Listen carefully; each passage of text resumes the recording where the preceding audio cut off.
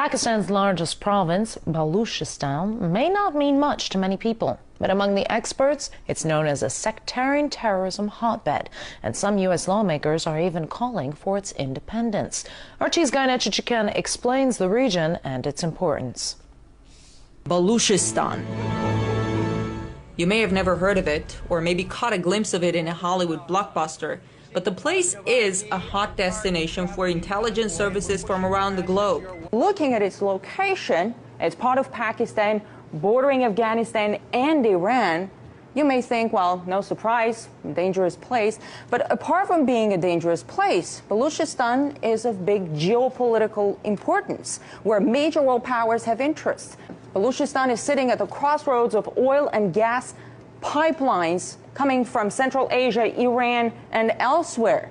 The Iran-Pakistan pipeline, the Turkmenistan-Afghanistan, Pakistan-India pipeline, not to mention that Baluchistan itself has its energy resources. Besides, its Gwadar port, and it's right here, is the access point of Chinese commercial shipping to the Indian Ocean and on to Africa. But all the violence and instability there doesn't make it an easy place for business. Investigative journalist Eric Draitser tells me some world powers might be interested in keeping it that way.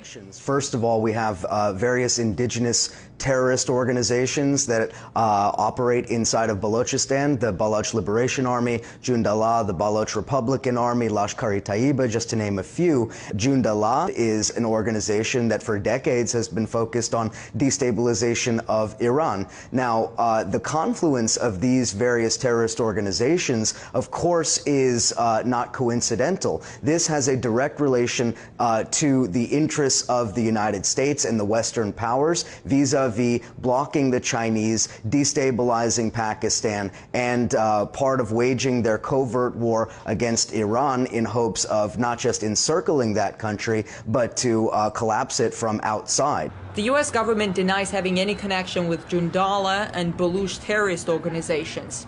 Although CIA memos leaked recently say the Israeli Mossad recruited Jundallah members, quote, under the nose of U.S. intelligence officers, end of quote. As far as other terrorist groups, like the Baluch Liberation Front, there are a few people in U.S. Congress who expressed readiness to support the separation of Baluchistan from Pakistan, like Dana Rohrabacher from the House of Representatives Committee on Foreign Affairs.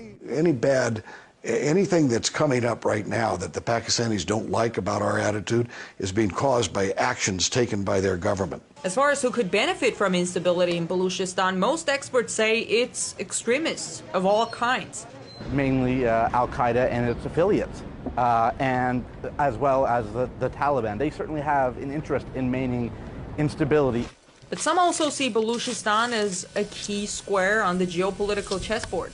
The United States knows they cannot compete with China economically or industrially, so they have to stunt China's development through these various subversive tactics. They're willing to engage with various terrorist networks that they've had for many, many years, if not decades, in order to try to make the Chinese stall in their economic development. So according to you, pipe wars are real, and creating instability is one of the instruments to gain advantage. But wouldn't it backfire? The terror, violence, instability? Could it backfire in terms of terrorist reciprocation against the United States? This is entirely possible, but that didn't prevent the United States in the late 1970s from financing and supporting the Mujahideen against the Soviets. Allegations that some global powers may be stoking violence in a place like Baluchistan for their geopolitical interests are quite disturbing and raises the question whether pipeline wars are a reality. In Washington, I'm Ganesh Chichikan.